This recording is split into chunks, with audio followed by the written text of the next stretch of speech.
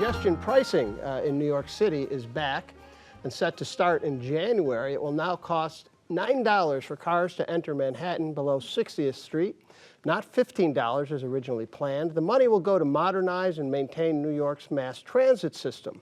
Governor Hochul had paused the plan suddenly last June, but she says now that she's acting to get it in place before Trump takes office.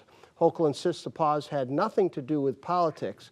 So, Anirban, should we have congestion pricing? Look, we had talked about this before, right? Congestion pricing is a very cost-effective and easy way to get the results that we want, right? Less congestion, less loss of hours waiting in traffic jams, and less pollution.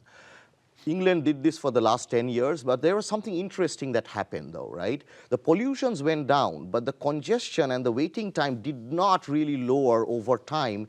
And the reason behind that is a lot of DoorDash delivery drivers, they need to go into the city constantly because people order food.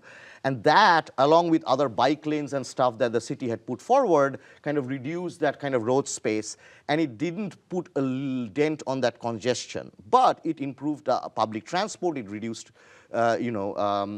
reduced pollution and so on. So, we can think about the case where 50% of people entering that area during that time are taxi drivers and for vehicle like Uber and other kinds of delivery drivers. We can do a tax credit, right? Tax credit is the best way to do it rather than exemptions for particular things. And I think that should work, but people in New Jersey are already quite pissed off because they have, coming for $15 to get into New York itself, right? Economists love to talk about using taxes to change behavior. Well, sure. And the economists would answer your first point that it didn't lower congestion, which means that the price wasn't high enough. And so I think what happens is we have some goals here that aren't totally consistent. We want to lower congestion and lower pollution, but the main emphasis now in terms of what Kathy Hochul's talking about is raising revenue. And so lowering the price to $9 from $15 might actually raise more revenue than the $15 tax because fewer people are going to be discouraged and there may be more vehicles going in. But the problem is that doesn't get us to the first two goals. Mm-hmm. So, I think this from an economist point of view, very good move. From a political point of view, I think there's a lot, she's going upstream against a lot of groups from the suburbs and from Jersey. And now, one of the things that I found was that a big percentage of these people who drive into Manhattan are government workers because they don't have to pay for parking. So an alternative way of dealing with this is perhaps getting rid of that perk might cause some of those folks not to drive in Manhattan. Sarah.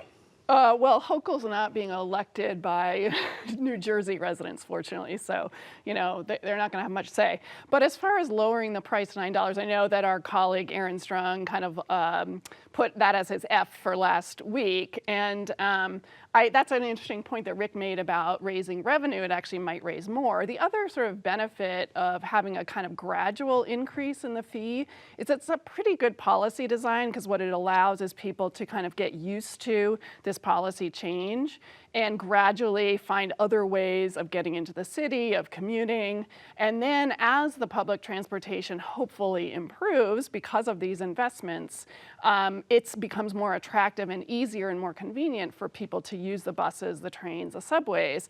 And then you start raising the price even more, right? So that kind of a phase-in approach for fees is actually a pretty good policy design, even if it means that there's some revenue issues. I used to ride Metro North into Manhattan, for many years, and you'd have to add a lot more trains too. So there's another cost there, Lisa. Well, and I think there's a lot of people staying off the subway still. And so I think more could be done to make people more comfortable, feel more safe on the subways. I think subway ridership remains very much down, even as when I've been in New York lately, the congestion is horrible, worse than ever. So this notion that people aren't going to the office, maybe it's the DoorDashers that have taken their place, but it's as congested as it's ever been from my anecdotal observations.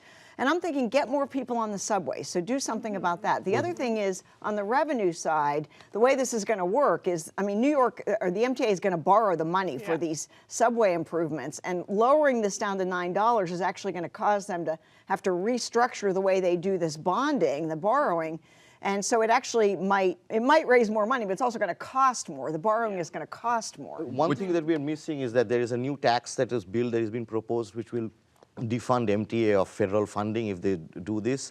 And another thing is that it's below 60th Street, yes, but you have these two highways on the side of Manhattan that you can always use without paying free. any toll. Yeah, So it's yeah. completely free. So people forget saying that. Okay, you had another point you wanted to I make just was quickly? going to say, you know, while we're focusing on the anger of the drivers, I think, Lisa, the point is 75% of the people go into Manhattan use mass transit. So if we're able to use this money, and they use it efficiently to improve mass transit, it could be a win politically because the majority of people use that versus driving.